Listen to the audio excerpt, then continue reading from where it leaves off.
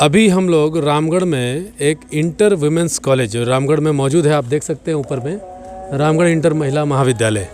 यहाँ आने के पीछे का मकसद बड़ा गंभीर है। कॉलेज पर बड़ा गंभीर आरोप लगाया जा रहा है। आरोप यह है कि एक तो अभी तक एडमिशन का जो भी रजिस्ट्रेशन, इंटर में रजिस्ट्रेशन का डेट ख़त्म हो चुका है और फ़ाइन लिया जा रहा है, जबकि ऐसा कोई मामला नहीं है। सरकार के अनुसार, जैक बोर्ड के अनुसार इंटर के अंतिम दिन, रजिस्ट्रेशन का अंतिम दिन आज तक है, फिर भी 2 तारीख यानी कल ही ये फ़ाइन लिया गया। और भी कई अनियमितताएं देखने को मिल रही है यहाँ पर। जैसे बच्ची को जिस बच्ची को परेशान किया जा रहा है, उस यहाँ पर क्षमता 896 की है और उनका रोल नंबर 1000 से अधिक है। मतलब ये एडमिशन से अधिक उनका रोल नंबर कहाँ से आया।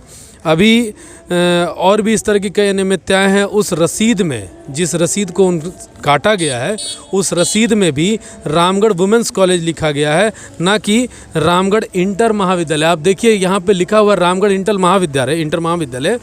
तो यहाँ पर रसीद में भी रामगढ़ इंटर महिला महाविद्यालय होना चाहिए था, लेकिन ऐसा नहीं है। यहाँ पे रसीद में लिखा हुआ है रामगढ़ महिला महाविद्यालय। हम लोग के बीच में अखिल भारतीय विद्यार्थी परिषद के अंशु जी हैं। हम इनसे पूछेंगे कि आखिर क्या है मामला, क्या हो रहा है यहाँ पर। और आप लोग तो विद्यार्थी परिषद से हैं, विद्यार्थियों के हित की बात करते हैं, और यहाँ एक बच्ची के साथ ऐसा हो रहा है। उनसे फ़ाइन भी लिया जा रहा है, जो कि समय है अभी भी, फिर भी उनसे फ़ाइन लिया जा रहा है। क्या आपका कहना है? अभी हम लोग रामगढ़ इंटर महिला महाविद्यालय में आए थे, जहाँ पे कुछ छात्रों ने बताया था कि इंटर के रजिस्ट्रेशन का समय रहते हुए भी यहाँ पे लेट फ़ाइन लिया जा रहा है। जिसके बाद अभी हमारा एक प्रतिनिधिमंडल यहाँ पे आकर प्रिंसिपल से बात किए, जहाँ पे हम लोग को बहुत सी अनियमितता देखी गई। जहाँ सबसे पहले जो फ़ाइन था, वहाँ पे अभी हम जो जैक का जो ऑफिशियल वेबसाइट है, वहाँ पे 4 तारीख तक वो ये है लास्ट ये डेट है late fine without late fine का। लेकिन यहाँ पे 2 या 3 तारीख का वो एक हम लोगों के पास जो यहाँ का स्लिप आया है, रसीद आया है, उसमें 2 या 3 तारीख का वो रसीद है, यहाँ पे इन्होंने लेट फ़ाइन लिया है। और जो वो रसीद है, उसमें नीचे साइन नहीं करके एक टिक मारा गया है। सिर्फ वहाँ पे वो साइन, ना तो कॉलेज का मुहर है उसमें, और ना तो वहाँ पे ठीक प्रकार से साइन किया गया है। और उसके बाद जब हम लोगों ने सबसे पहले आकर यहाँ पे प्रिंसिपल मैम से बात किया, तो उन्होंने सबसे पहले इस बात को कहा कि ये रसीद मेरा नहीं है। लेकिन जब हम लोगों ने पूरी तरह से सही से तहकीकात की, उसके बाद जाकर जब हम लोगों ने मिला, तो मैडम ने इस बात को सोमवार तक टाल दिया कि सोमवार को मैं उस बच्ची से बात कर आप लोगों को सारी जानकारी दूंगी। जो यहाँ पे ये शक के घेरे में डालता है कि प्रिंसिपल होते हुए क्या इनको अपने रसीद की पहचान नहीं है कि मेरे कॉलेज की रसीद है या नहीं है, या कुछ और मामला है। अभी इस चीज़ को देखना होगा। अगर कोई किसी भी तरह का अनियमितता देखा जाता है, तो अखिल भारतीय विद्यार्थी परिषद आंदोलन के लिए बाध्य होगी। देखिए, अभी हाल ही में, अभी तुरंत की बात है, अभी हम लोग प्रिंसिपल के पास गए, प्रिंसिपल से बात हुई, तो उन्होंने तो पहले तो मना ही कर दिया, जैसा कि अंशु जी ने बताया। तो फिर हमने उस बच्ची से मैडम को बात कराया। मैडम को उस बच्ची ने अपनी पूरी आप बीती सुनाई। उसने बताया कि हम लोग 3-4 दिन से दौड़ रहे थे, काफ़ी परेशान थे, और अंत में लेट करते करते अब हमसे लेट फ़ाइन मांगा जा रहा है, जिसका डेट भी अभी भी ख़त्म नहीं हुआ है।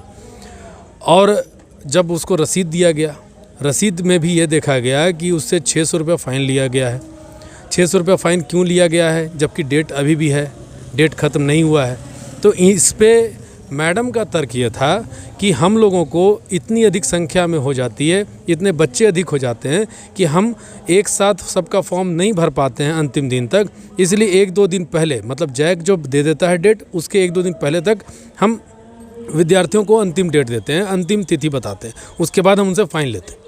तो अगर ऐसी बात है तो ये तो जैक की भी प्रॉब्लम है। तब जैक को भी ये बात समझना चाहिए कि रामगढ़ या किसी भी कॉलेज में अंतिम दिन में भीड़ ज़्यादा हो जाती होगी, तो कॉलेज को भी 2 दिन का समय देना चाहिए फॉर्म भरने का।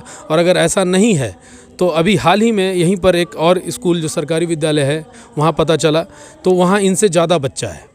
वहाँ ज़्यादा बच्चे होने के बाद भी वहाँ फ़ाइन नहीं लिया जा रहा है, लेकिन यहाँ फ़ाइन लिया जा रहा है।